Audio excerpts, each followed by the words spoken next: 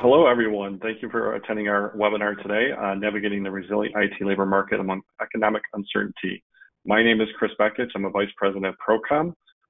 My guest today and my friend is Ron Hetrick. He'll introduce himself in a second, but I wanted to share a little bit with you why we're doing this webinar. Procom's a North American supplier of IT talent. Pretty much every day we're getting asked by our clients and prospects, what's going on in the marketplace? Some are looking for what's the date the economy is going to turn. Obviously, we all know we can't give that date, but I asked Ron to join me today because we use one of his tools called Lightcast, which he'll show a demo with at the end of this, or go through an overview at the end of this. But what we're looking to share today is what does the market look like today? Where is it going? And why is IT in the position it's in? So Ron, why don't you introduce yourself and then we'll kick off questions. Hi, I'm Ron Hetrick. I am a senior labor economist at Lightcast. Also, oversee all of our staffing product strategy. So what we give to companies like Procom. I was the lead author of an article called The Demographic Drought, and I've been spending the best part of about the last year and a half on the road, speaking to governments and local economies and trade associations and hospital associations about what happened, like where did all the labor go? If you haven't read Demographic Drought, it's a really sobering and somewhat scary view of kind of where things are heading over the next 10 years. So that's a little bit of what we're going to be talking about some of that today. Also, just so you know, I've been a labor economist for 30 years, worked for the Bureau of Labor Statistics in Washington, D.C. for about 8 years. But this has kind of been my whole career. So hopefully this is helpful information that we give you today and you get some out of it. Great, and you'll see Ron has a lot of passion about this topic. So we're going to hop right into some questions we have, and then for those attending, if you do have questions you want to share, please put them in the chat feature. So the first question, Ron, the economy. It's a hot topic, a lot of opinions out there. Curious to your point of view on where the economy is today. Yeah, this is a question I get asked all the time by reporters of all backgrounds, by people, your friends. Everybody wants to know what's going on. So everybody has a different thing that they look at. You're going to see a lot of financial economists talking about inverse yield curves and things like that. However, I'm a labor economist, and what we're facing right now is such a unique situation. But I want to step through some things about where I feel things are at right now. So when we look at GDP, so our gross domestic product is, this is how we're going to measure. Are we going to a recession? Are we in a recession? When you look at GDP, the biggest driver in there is consumer spending. So that's the thing that we want to be paying attention to. Are people still spending money? And so when we go to that right now, as of second quarter, we see that they definitely are spending money. Now, they've been shifting it a little bit more towards services lately, but they're still buying a lot of durable goods. This is a really good sign. That's 70% of GDP. If you look at the quote here at the bottom, this was as of about 2 months ago. The Bank of America was saying people still have 30% more in their checking accounts now than they did prior to the pandemic. So even though it's been coming down, people still have a lot of money to spend and they're still employed. So right now, one of the big things, and we're going to talk about this when we talk about IT later, is this whole thing that you've been seeing, the Fed trying to get things under control, companies reacting, we're going into recession. They're all looking at pricing, the CPI, Consumer Price Index, and the PPI is something I'm going to be talking about in a second, which is the Producer Price Index. We want to know, are we able to land the plane, so to speak? It's words people keep using. What does land the plane mean? It means getting inflation under control without taking the plane into the ground. So if we look at what's going on with year-over-year changes in our CPI, we can see that we have made a very, very good recovery on that. It's still a little bit higher than they want, but it is coming down very dramatically. What we're also focused on is on the right side, and these are the prices that companies pay each other for the goods. So these are input goods for other products. So if you're going to build a plane, how are my input costs? If I'm going to build a house, what is my cost for lumber or cement? And we can see that the year-over-year change in those prices are actually now negative. So we are doing a very effective job of kind of bringing this plane in without kind of crashing anything.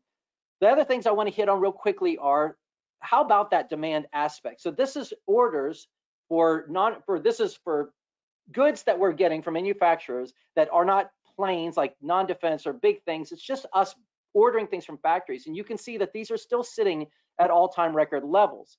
So the last thing is, the most important thing, and the last thing I want to touch up on in this question is this. To have a recession, a recession is a correction for a hyper growth. So you recede from something that overinflated. You don't recede recede from something that's normal, you recede from something that's overinflated. If we look at the past couple years, and we do this in real dollars, so taking inflation out of it, if we look at the right side, our GDP has actually been underperforming its trend line for the past several years. And the reason why this is the case is the fact that we have such an enormous labor shortage in this country. We still have almost 10 million job openings. So the way we can kind of see this a bit more is if you look at that GDP line, and you can see that it's not been able to get back to where it was, and then you go to the bottom line there, which is job openings, you can see that we initially went down, but then we had this huge surge in job openings, but we never filled them. We never filled enough of them. So GDP is still struggling to get back to where it was. So to recede, we'd have to hyperinflate. We're not hyperinflated. We're actually still below where we need to be. So these are all things that you need to take into consideration about where things are at right now. And we'll talk about where it's going in a bit, but let's just focus on that for right now. Thanks, Ron. So this focuses more on the IT market, not the other markets. So can you share some insights on why does IT stand out as a thriving sector despite what you just shared? It has been a completely bizarre year, and you're starting to see more and more articles come out about this, but this is something I've been tracking for the past couple of months. If you're in the IT market right now, you've been getting some really bizarre signals. So I want to talk about why these things are happening. So this is kind of occurs in stages. So step one in this stage is in 21 and 22, we saw venture capital, private equity investments in IT at all-time astonishingly high levels. If we could have taken this back, you would see that these were levels we had never seen before. And then once the Fed started saying, hey, we're going to crash this economy because we've got to get inflation under control, all of that venture capital money stopped. So the money train stopped. And so all of this money that was being invested in startups, all this money that was being invested in new ventures goes away. And we see this tremendous plunge. And it's really important for you to see where this occurred. This happened around August of 22. You're going to see this come up a little bit. So just remember that the money train kind of stops in August of 22, and it has stayed stopped for the past year. Now, if we go and we look at this at the same time, this is job postings. Right on the left side, we have job postings in IT, and you can see that that was just killing it when all that venture capital money was coming in 21, 22.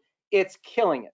And then we get to August 22, and you see this cliff. We go off of a cliff as far as job openings. Companies started getting nervous, and also you have startups that are no longer out there advertising positions. Now, look at this on the right side. These are layoffs in IT, and you can see that in January of 23, they peaked, a really, really high number. So it makes sense that you see this crescendo going down, this fall going down from August 22. We see these peak in layoffs in January of 23. And then you can see that those layoffs started dropping dramatically. And you can see job openings kind of go up. They've been easing down just a little bit in recent months. But you can see this kind of interplay between these things. So your question is, okay, great. There should be a lot of weakness. I should be seeing a lot of people. All these people got laid off. And this is where it gets really shocking. So according to the Bureau of Labor Statistics, if we go to the left side, this is employment in IT. So these are people who work in IT occupations. And you can see that since August of 22, it's done almost nothing but go straight up. It's had a little bit of corrections here and there, but it is much, much higher. So the number of people working in IT is continuing to grow, even though we saw layoffs go up and we saw investment money go down. I'm going to explain to you why in a second. On the right side is the unemployment rate for people who said, I was in IT in my last job. And you can see that that is currently at 1.8%, which is incredibly low. You can see that after August of 22, it never went up again. It just hovered at a very low level. So you're sitting there thinking, why in the world is this happening? They were laying off. There was all this softness. I hear all of this kind of hesitancy. And there's a reason why this is happening. So first off, I just want to say, when you get this kind of thing where you're like, well, wait a minute, I thought demand was easing. I thought supply was growing, and we're saying no, the supply is actually being consumed. This is wages over the past couple of years, and we can see that wages, despite all of those layoffs, just keep going higher and higher and higher, and they're up 20% since 2020. So it's another yet evidence that there is no additional people out there outside of a handful just transitioning jobs than we had before. So if we look at this, why is that happening? The one thing you need to know is companies are still buying a lot of IT products, software, computers, they're still buying way more than they did prior to the pandemic. And when you look at who's hiring them, this is where it really kind of jumps out. IT is both a vertical and a horizontal. So it's a sector. You know, when you talk about computer systems design, people who are doing certain IT related goods, and it's also software, but it's also a horizontal because all industries hire IT workers. During the time that all of the startup money was coming in, all that VC money was coming in to the IT industry, they were taking IT people from every industry because they needed to fill these jobs because a venture capital company wants their return in a year or 2 years. So they're going to pay whatever they have to pay to get this work done in a quick mode. So when they stopped hiring, all of these other industries that weren't able to keep their workers are still sitting there trying to find workers. And you can see fourth down on the list: insurance, banking, aerospace manufacturing, navigational instruments. Those navigational instruments and aerospace have more job openings than software right now. So there's still so many industries that are still trying to hire IT workers. And like I said before, that supply is very, very little. So that's kind of what's happening in IT right now. We're going to talk in a bit about kind of where we think it might go. Yeah, Ron, when you and I chatted before about this, the horizontal part, I think is very important for all to understand. IT is in every single industry today. It's not just a single vertical like many thought several years ago. So let's take it over to, obviously we're in a hybrid remote workforce today for the main part. How does that impact the dynamics of the IT labor market? It has been a really incredible thing. This, once again, like the biggest difficulty that we have is there's a lot of news and there's a lot of clickbait articles and there's a lot of people who like to announce things like this is now happening. You know, the housing prices are dropping even though they aren't, or everything's collapsing even though it's not collapsing. And one of the things, the big announcements is companies are going back to in-person. And these are big statements made. Usually you just need a quote, one or two quotes from a company that's saying, yeah, we're doing that. But we got to be really careful about that because there's a couple things that are happening right now that are really important that we have to know. So let's dive into this a little bit. We're going to be talking about housing. We're also going to be talking about just remote in general. So according to our data right now, if we were to look at the number of postings that say that they are remote or hybrid, you can see that compared to prior to the pandemic, we are up dramatically. Yes, it's going down, but this is the whole point of context. Sometimes people will look at the most recent observation of something and go, look, that's a big change. And then you go, well, historically speaking, it's nothing. And also historically speaking, it's still very, very high. So when we look at our postings that explicitly say remote, in our data, it's down to 17% compared to 21% back in August of 22. But if you look at that, the vast majority of postings don't actually say if it's remote or not, because a lot of employers are like, look, I'm not going to declare this as in-person or declare this as hybrid or declare it as remote. I kind of want to see who I can get. And if I can get a rock star that lives in another state who can meet my demands and I can afford, I'll make it remote. But if it's somebody that, you know, maybe I can't get everything I want to have in person, then they'll compromise. So a lot of employers in IT will not make a statement one way or another. So we still do see a lot of these postings that have remote on it, like I said, compared to historical. This is not a pretty slide. I apologize for that, but I want you to really look at what I'm saying here. Mobility is massive. It's everything about how the US got to where it is. We move to places and then a company's in another area and they're like, I want to hire you. Can you move to my area?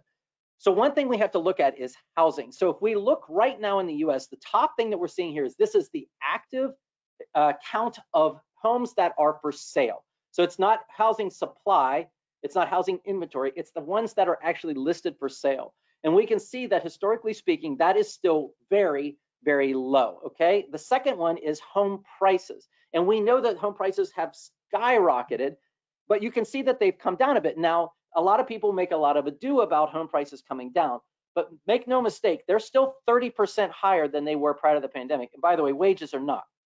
So this is a big change. Not a whole lot of supply. Prices are still very high. And then the bottom is the interest rate, the mortgage lending rate average. And you can see that that is obviously much, much higher, as everybody knows, than it was, several years ago. So home affordability is incredibly low, and also supply is incredibly low. So if you're out there saying, I need people in person, I didn't see anybody in my market, I'm going to get somebody to move from another market, then you have to think about some things. Number one, Are your home prices way more than the market this person would be coming from, or way less? Are homes actually available in the area that people would want to live in? That's the key part. You know, it may be proximity, but it may just be, hey, there's a nice part of town. Are homes available there, and are they affordable? So you need to be thinking about those things before you issue a decree. Think about the fact of, hey, if it were me and I were coming in, could I afford a home and the salary I'm offering? And would that be in a location that I would want to be in? So that's the last thing I want to say on this is this. A lot of people have lost track of something over the years, and that is we move way less than we've ever moved. This is not just the result of, it's not the result of the pandemic. It's not the result of a lot of things, as much as people just don't move. Home prices are very expensive right now. Most of the people that move to a different house in their same county. That's the blue in this graph. You can see most people move just down the street or to a new neighborhood that was just built. The second amount is they move, to another county, that's there in their own state. They move to another county. The third one is the state. They move in the state, and then the last, they move to a different state. So that would be another part, and then they move out of the country. So you can see very few people actually move from a state to a state. Only 2.4% of people who move to a different state. So that's the other thing we're thinking is you've got to understand the whole complexity that exists around remote versus in person. If you're going to do in person, you're probably going to be recruiting from your local labor force only, or people who are making a ton of money who could move into your labor force. Just dynamics you have to take into account. No, Ron, good summary there. And we often talk to our clients about the similar thing is the housing market is what it is, and you are lucky to have a mortgage under 3%. It's hard to leave that for 6-7%, which are the rates today. And people aren't going to move to cities because of restaurants, breweries, stuff like that. Those are added benefits when you get there. The focus is going to be on job density too. If I move to another city and this job doesn't work out, do I have another choice or do I have to move again? So it's a key factor I think everyone on the call needs to understand. Let's hop into, so there's some unique opportunities available with the IT labor market. Ron, what's your suggestions on how companies can capitalize on them? So I think the first thing is we have to look. We're going to look at this in two ways. So let me see. I'm going to talk to you about one aspect. I'm going to talk to you about another one. So let me go to the end here. Okay, we're going to actually go forward into where we think things are going to answer this question. Then I'm going to share you some other thing that's really, really important right now. So let's start first with what do we think is going to happen next? Because I already mentioned to you about the fact that we do know that venture capital money took a tremendous drop. Like they are very, very nervous. However, what you do need to know is both private equity and venture capital are sitting on a massive amount of money. They want to spend the money. They're just not going to do it until interest rates are locked or going down or inflation is for certain under control. But the second they feel that that's going to happen, they're ready to spend. If you kind of look here, you got VC firms sitting on $271 billion that they want to spend. In the bottom right corner, you have private equity firms sitting on $1 trillion that they want to spend, but they're not going to do it until they know. No one wants to buy a company and then it goes into recession and they don't get any of their money back. These companies are trying to flip this in a year or two. They do not want these companies starting off in the hole. So as soon as they think things are stable or demand is going to be solid going forward, as soon as we don't believe that a recession is imminent, then you're going to see these companies start to invest back in again. So this is your gap right now. Over the past couple of quarters, if you're getting ready to do a big initiative, you want to strike, you want to get people locked down before this money kind of comes back in. So that's the first thing is, if you're thinking of doing something, don't wait until everybody else feels great, or else you're not going to be able to get anybody. It's going to be a bloodbath again once everybody starts to feel great about things and the money starts to flow again. Now, the original call here was that these companies would stay out for 2 years. I think that was grossly naive. I think the second they realize that things are good, they're going to come back in. And that could happen as soon as the end of the year in the fourth quarter. So, but again, that's your window for this part. With that in mind, I'm going to jump to a second thing that I want. Hey, Ryan, can I just hop in and ask you a question there that has come up to me? So in the United States, we have a presidential election coming in 2024.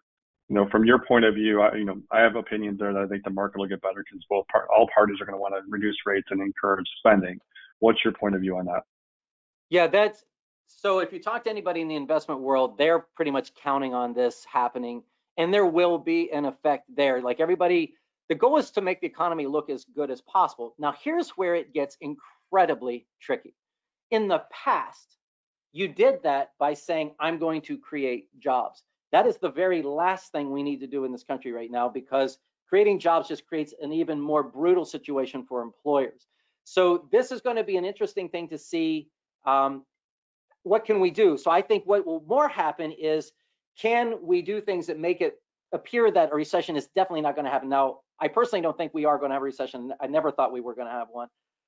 But there, I think what you're going to see from a political side is this kind of like, look, let's stop with the dangerous rhetoric, and let's stop with like saying things are going to collapse. Now you're going to have another party saying, well, it's definitely going to happen, because they're trying to create fear. But the end result of this is, I think money will become easier to get.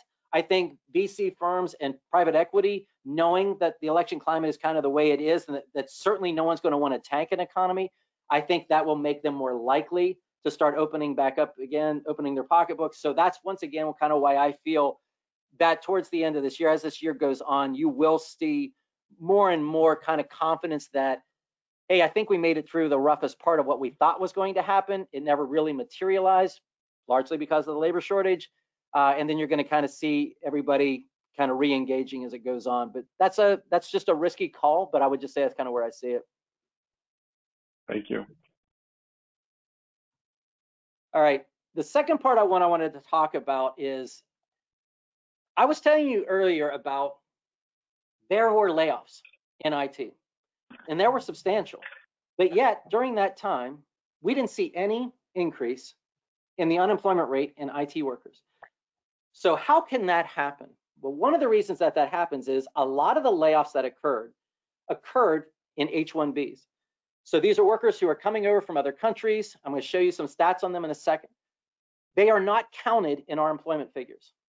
Just in case anybody was wondering, if you're an H-1B and you come to the US, you are not counted in our employment figures. You're not counted in unemployed, you're not counted in employed, okay? So that's something we have to understand. If you are here as an immigrant on a work visa, you would be counted, but if you're coming here purely as an H-1B, you're actually not counted. So you could lay off 10,000 of them and you wouldn't see it in our numbers. We do know that those layoffs did occur heavily in that sector. We also know that those people were quickly reassigned, because if you're not quickly reassigned, you have to actually leave the country. I don't know why my slide just changed. So I want to talk to you about a little bit about immigration and about opportunity, because this is another thing that this is. First off, we were saying that this is that dry period where companies are not getting the investments that they once were. So if you're going to move on something, you move now. You get there before other people do. Second thing is, make sure you understand something about immigration. So first off, during the pandemic, we shut down the consulates. Visas became impossible to get through. We really lost a lot of immigrants during that time. That is rebounding in a lot of different ways. So it's rebounding both in like manufacturing types of jobs, but it's also rebounding in things like IT. It's getting stronger and stronger. Our population, as a, immigrants as a share of our population has grown to obviously a record level at 18%. And you will continue to see that grow going forward. We did see big gains in 20 to 24-year-olds for both genders, in Hispanic and also Asian. But I want to dive into these a little bit more. So let's talk about first STEM and then go into IT. Right now in our country, immigrants are 1 out of every 4 of our STEM workers. And you can see at the very bottom that even since 2000, it's going from 16.4% to 23.1%. Now, if we look at just all STEM together, and we go, well, where are people coming from? Around a third of all of our STEM workers as immigrants come from India. Second is China. Now, I'll tell you a little bit about that in a second. But this is we are really heavily dependent on India in this particular case. If we go in and dig a little bit deeper, if we go into like things specifically like software developers, almost 1 out of every 2 of our software developers in the US are immigrants. They are foreign born. Almost 1 out of every 2, so 40%. So that is an incredible thing, that if you are not kind of keyed into that population, if you do not have access to that population, you're missing out on about 1 out of every 2 workers when it comes to software developers. You can kind of see the other occupations here, but we are definitely highly dependent on foreign-born people and immigrants for our developing aspect here in the US. And so we know that these would largely be from India, and we know that this is the work they're doing. So this is yet another kind of thing that we have to think about is if you want to make sure that you're getting all access to all candidates, you need to be networked into all of these various populations. So that would be another aspect. And Chris, I don't know if you want me to go into the kind of the marketing aspect of what you need to do. Yeah. So the point there is, I think you brought up a very good point about what is the candidate pool, because people say it's shrinking when they're missing out because they're looking mainly at W-2 workers. So what we come across in especially contract and project-based work is roughly, I'd say 30 to 40% of the population over the last 5 years, especially in IT and marketing, some other fields, have moved to be what I call gig workers, meaning independent contractors, 1099s, corp to corps. They realize they can go on their own and obtain the business they need to do and have the freedoms that they want to have. So when many employers come to us and say, I only want a W-2 employer or employee, our feedback is you're limiting your candidate pool at that point. You know, Ron, what you just showed is the visa candidates too. People, like, it's a lot of work, it's a lot of hassle.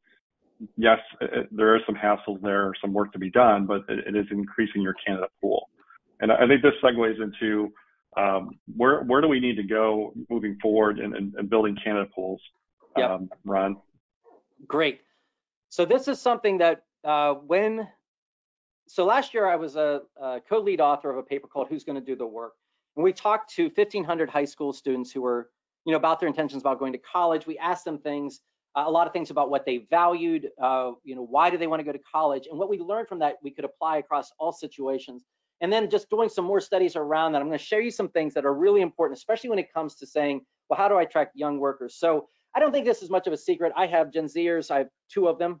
And these are things that they've expressed to me. My youngest is a junior in college. My middle child is 24 years old, and they say this stuff kind of all the time. But they're really big on kind of balance, but they're kind of big on sense of purpose. And you're going to see this kind of over and over again. I want to make a difference. I want a sense of purpose. I want to know what's expected of me. I just want to know that when I go to bed at night, I've done something important. And this is a big part of what we tell all companies is we are so used to saying, here's what I want. I want a worker who has all of these qualifications. Go get me that worker. What we don't do is we don't sell any aspect of what we do. What's the value of what you do? What's the value to society? What will this person own? What will they be making? How awesome is that? What will it be contributing? Hey, you will get to work on this, and it's going to do this for society. We have to figure out ways of standing out from other people who are doing things, because there are some people who are desperate for a job. Those are the ones we usually are the most leery about. The true valued people are usually working, and you're trying to convince them to leave something to come to something else. And they want to know that what that is something that's really amazing, because the money a lot of times washes out.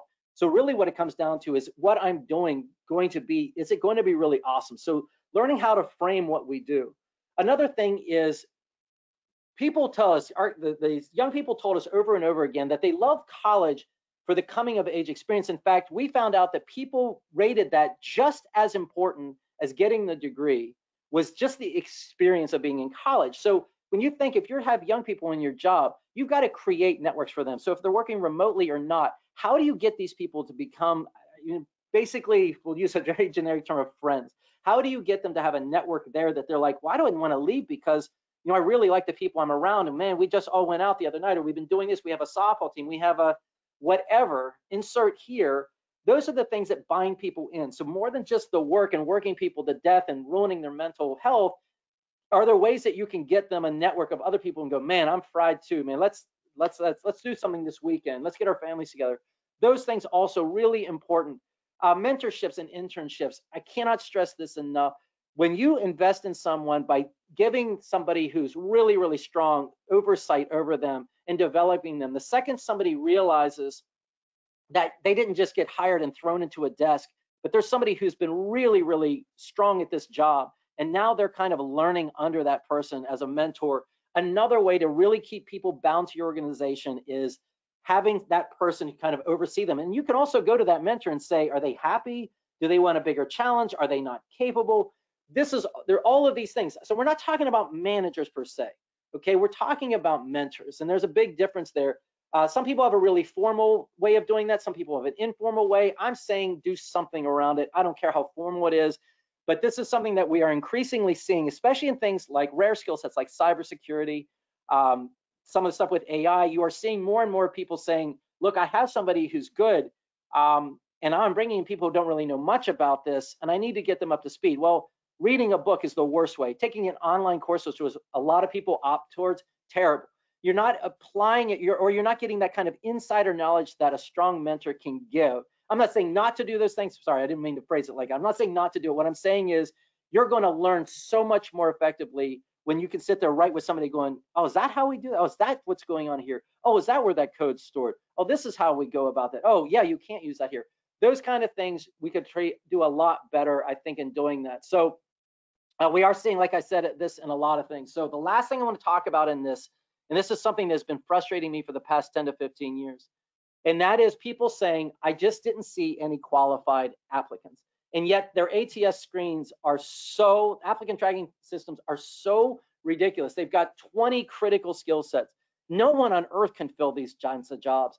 And yet then they sit there and they say, well, they don't have it. Well, people have never had these things. Like everybody probably on this call started out knowing some things and then taught themselves a lot more while they were on the job. And also, if you're a competent person, your ability to learn new things, you could learn a new programming language in 2 weeks if you're a competent programmer. So we have, if you Google right now, there are so many articles on how you beat ATS bots. So these are the people saying, here's how you game the system so you can actually get past the bots to get to the managers. Why do you have to have those kind of articles? Because the bots themselves are silly.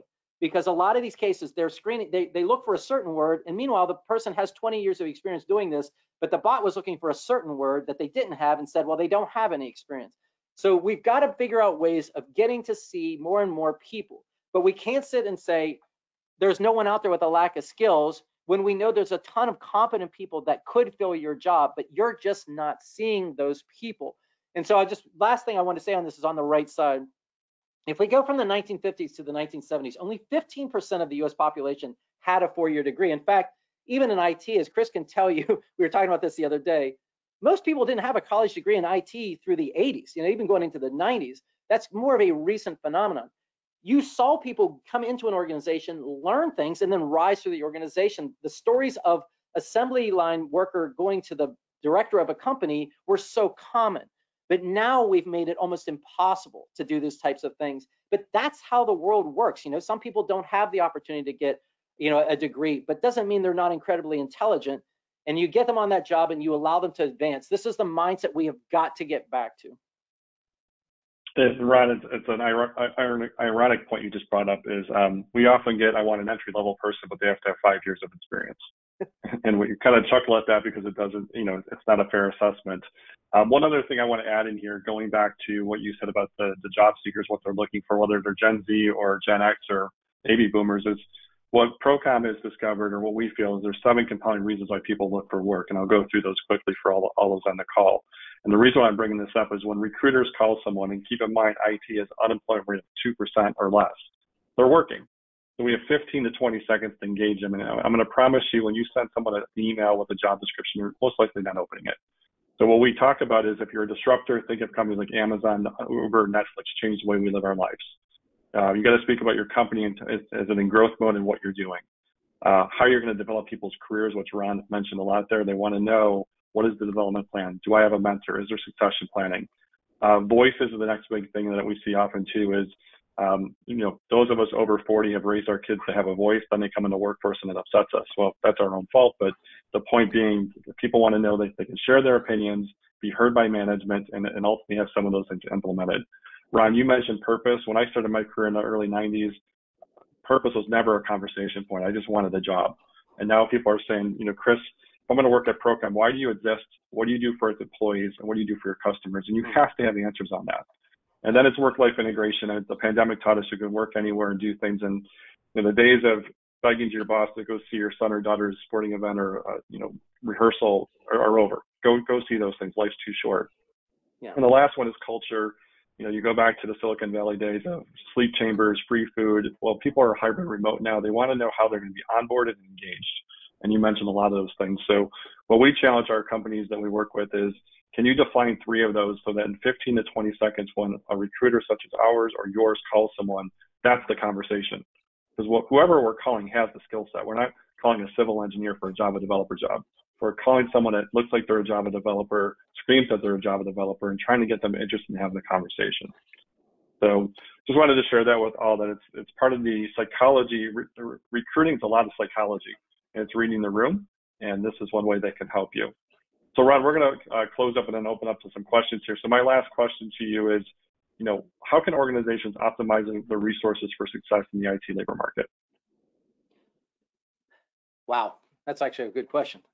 How do you optimize? I think first off, one of the things that we talked about over the years is, it was so popular back in the 90s. We talked about core competencies, knowing what makes you stand out, knowing which people have the intellectual capital that is really valuable, and then making sure you challenge your best people in the most important roles. So yes, we hired this person over here, but they're a rock star. I want them working on the core things that we do, because if they're doing that, it's going to keep them the most excited. The people that may not be your highest performers, you reassign those to the things that maybe aren't as critical to your company's growth or anything like that. I think we have to kind of look at everything. Years ago, I did a presentation about identifying core people, core values. Like, these are the people that if without them, we're not going to grow, we're not going to hit the targets that we need. And then you start to treat everybody else as, look, if I were to spend equal energy on everybody, then I would basically, it's that whole master of everything, what is it? You start trying to do everything, but you're the master of none. And it's the same thing when it comes to workers. Invest in your best workers, give them the best assignments, and for everybody else, make sure that they're doing work that's not as critical. I think that's still the key. We've already talked about making sure that you're giving yourself access to every labor pool possible. When you get a chance, like Chris just said, say something great to them, take your swing, and try to entice them with the work that you do. And that way you can stay out of the whole wage battle. Because I will tell you right now, we definitely see it in the data. There's a point that a lot of people go, this is enough. Like, I've changed jobs twice. I don't want to keep changing jobs. The pay is good enough. Now I would only change jobs because I really don't like this company, or I really don't like what they do. And if you want to keep yourself out of that kind of pay brutality, I'm going to pay this and then I'm going to get outpaid. That's where this whole purpose of what you're doing and how everything else comes in. So get really good at your messaging, do the networking that we talked about, give them mentors, invest in people, and I promise you, you will get people to stay in your organization.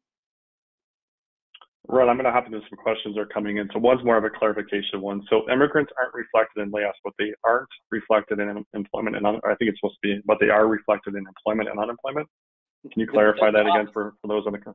The opposite. So they are reflected in the layoffs. So when we look at IT layoffs, this is something that they ask companies, hey, did you, hold on, it's right here. So this layoffs.com, these are people who are announcing layoffs. We laid off 200, we laid off 1,000. And in that company's mind, they got rid of this number of workers. So that's what's recorded on the right side here. So this is what's reported on public forums, where people who monitor those layoffs will pick those things up. The government, if these are H-1Bs, will not count those people. Like when you go and you start to look at people employed in this, or the drops, or IT unemployment, the reason why they do that is these people actually aren't owned by a domestic company. They're actually owned by a foreign company. So you can't count a foreign company's workers as your own, because the payroll goes into a foreign entity. This is the same way that a lot of countries handle this.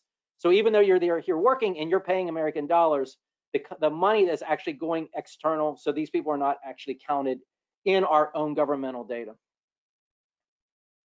Ron, next question is regarding the remote working slide. Is that for US or for Canada? It's US. Okay. I will tell you, I've looked at Canada a lot. I will tell you, imagine mirroring the US almost exactly, with a couple percentage points off here and there. All right, and then next question is it better to be a generalist in an ever-changing IT space, or is a set of advanced skills in one particular technology best for someone in the IT contracting space? That's a great question. Wow, that's really good. I will tell you this. The world will change towards generalist, but it's not there yet. Can you add a little more context around that? Sure.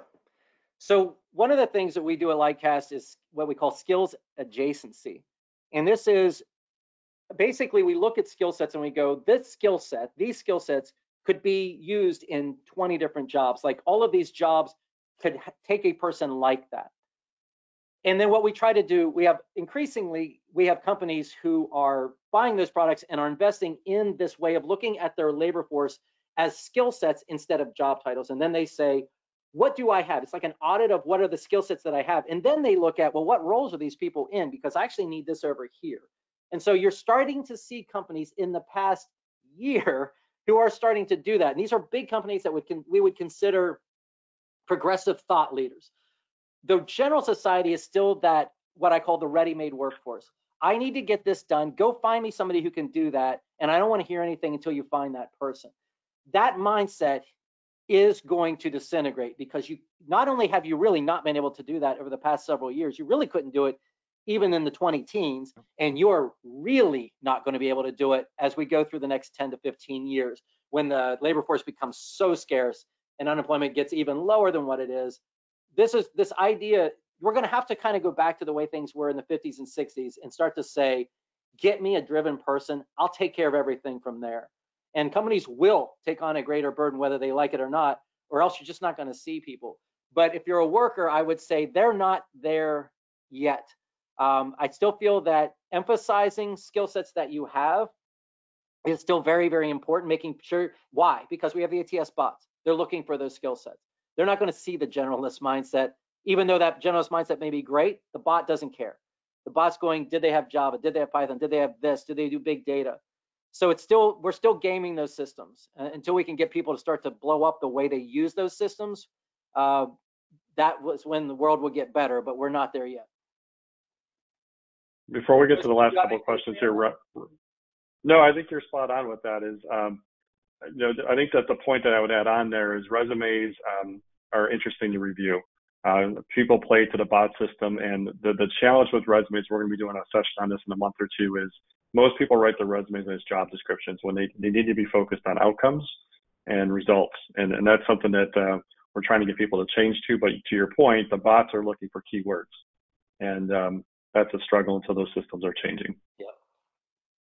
So Ron, I want to give you a chance to give a quick overview of Lightcast. I think it's a very excellent tool that provides points of views that allow me and my team and our Ultimaire clients to understand the marketplace. So let's go over that, and then we'll come back to some questions. Okay.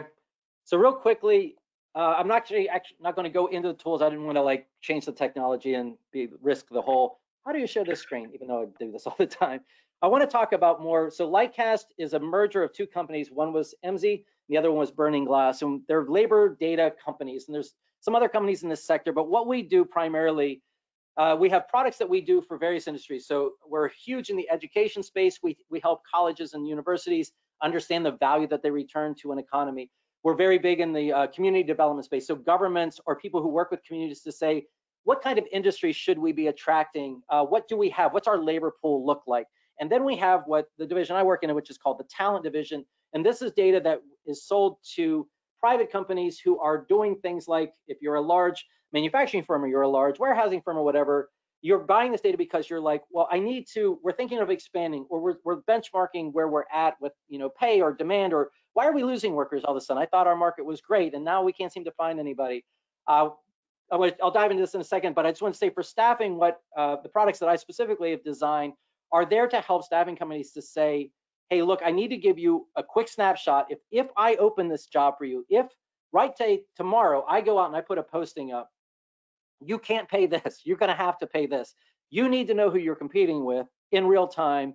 You need to know how that's been changing over the past several months. And then there's a part about the supply about, hey, in your job description, you've asked for some skill sets that no one is listing. So I'm not saying that they don't have those skill sets. We're telling you that no one's actually saying it. So we talk about the whole bot thing. It's going to be really hard for me to even do a search for multiple skill sets when a lot of people don't even list one or two of these even on their particular resumes or profiles. So these are things that we do for staffing, but this is the segments that we do overall. So if you're doing marketing and you're trying to see how can we attract people, or we're trying to figure out which industries are hiring right now, so that let's say that, hey, you know what, a lot of people and a lot of companies in the economy seem like they're pretty nervous right now. Well, there's some that still are hiring. So you can sometimes go in and look to see, well, which industries are seeing increases in demand as far as people, because if they're hiring people, that must mean that they're feeling pretty optimistic and they're probably buying again. You can build your recruiting strategy. So if you're out there and you're saying, look, not only do we use staffing, but we also try to hire internally. Well, where do people live? Are there schools in your trade schools? Are there universities that are graduating these degrees in your area? What about in the adjacent states? How many are in your market?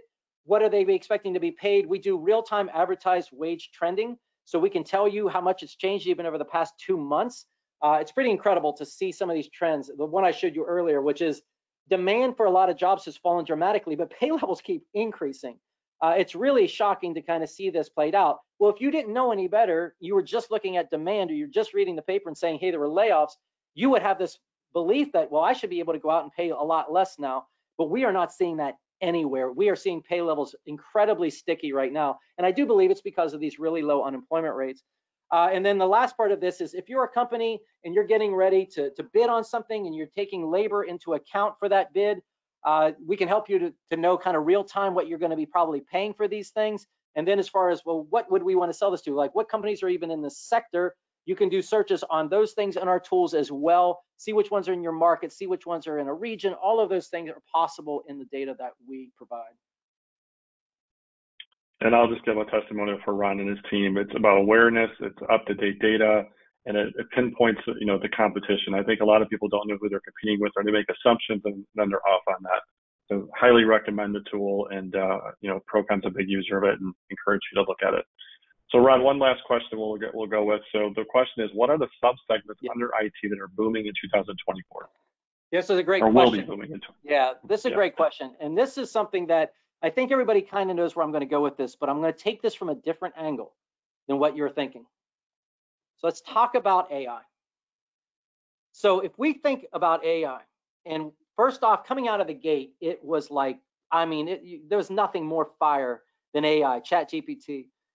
They're already noticing a very, very dramatic decline in people going to ChatGPT, people going through these sites, because they kind of were like, well, what does it do? Okay, that's cool. And now they've kind of moved on. But you have companies who all look at this and say, I think this is a solution to some of the problems that we have, especially when it comes to labor. So when you look at like postings for jobs where they're looking for this generative AI, they've absolutely exploded in the past several months. Here's the problem that we're seeing. I just already said that we have a 1.8% unemployment rate in IT. Let's keep that to the side. Second thing, we've already said that people look for skill sets. They're doing skills-based hiring, yet most generative AI jobs are doing new things. It's new technology. So people who even have these skill sets are going to have very little of it to begin with. So if you're asking for a lot of experience in certain things, there's not going to be people who have experience. You're going to be hiring very raw but driven people to tackle this issue for you. So lots of competition already for just any kind of IT role. And now you're asking for a rare skill set that no one in the world is really ahead of anybody else in the world. They're all looking at the same playbook, trying to read it at the exact same time. So how are we filling these jobs? The other part I want to go to here on this is this.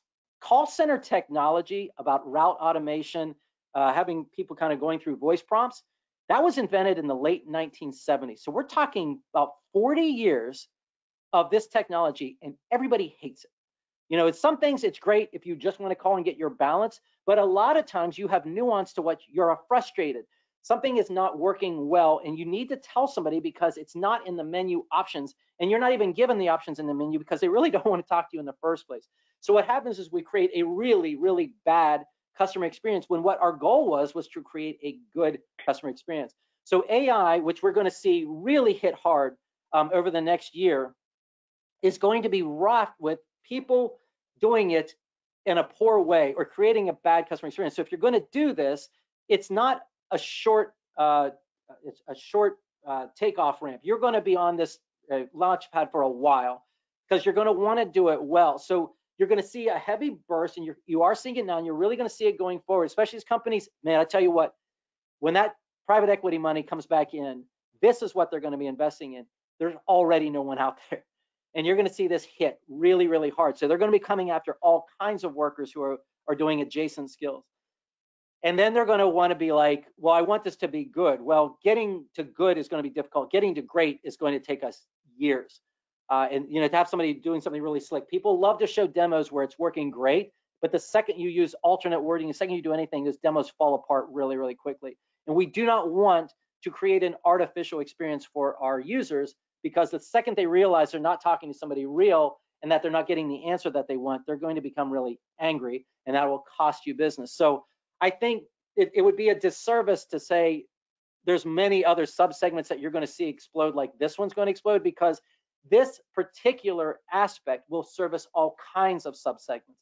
So it will do it in call centers, it will do it in microbiology, it will do it in finance. You're going to see AI try to be applied in so many different worlds. And people love to talk about how all of our jobs are going to be lost because of this and everything. But that is an insanely naive view of how AI will work alongside of people. Just like robotics was an insanely naive view that was going to solve our labor problems. Every time you build a robot, you end up creating a ton of new jobs because you built a robot. Somebody has to install it. Somebody has to be a technician. They have to come up with new ways of using it. All of these extra jobs are created. AI is going to have this same effect. The more we come up with ways to use it, the more people, more marketing people, more creative people you're going to need to help people understand, like, get your message out. Here's how you put it. Here's our experts to come alongside you to help install it. Oh, it didn't work the way you wanted. Bad experience. Here we have, our customer service reps are going to help you do this. All of this stuff is coming, and it's going to create a lot of demand for jobs that people are not understanding right now, and certainly don't understand what's about to happen, I think, over the next decade. The last thing I would say is I do know from somebody, an insider, that when we had the layoffs occur in IT, a lot of those people were walked away from IT firms over into green energy. There is an enormous amount of government money going into green energy. They are absolutely looking at this as an IT problem and an engineering problem. So you have to be aware that your competitors sometimes are being funded by the government. So sometimes competitors are being funded by private equity, sometimes they're being funded by the government. Both of those have enormous pocketbooks, and they're not afraid to spend them when they want to spend them. So I think that's kind of where we see most of these things coming. And of course, I will just add one for sure. Yeah, I was going to say two things: cybersecurity for sure, and then big data. So that we're collecting massive amounts of data over the last 20 years. How do you monetize? That's really what people are looking for. So data analytics, data management are key areas that we spoke to C-level folks the last 6 months. That was a key area they're focused on. So Rod, I really want to appreciate you taking the time today. I know you're a very busy man, but I hope for the audience that attended today, you learned some things about the economy, the labor market, how to plan moving forward for talent acquisition, with some of it being mentorship, also building learning and development teams to homegrown your talent. And then the focus towards the end here is where's technology going? So we want to say thank you to Ron. Thank you for all for coming. Look forward to you attending future ProCom webinars, and we'll all have a great day. Thank you.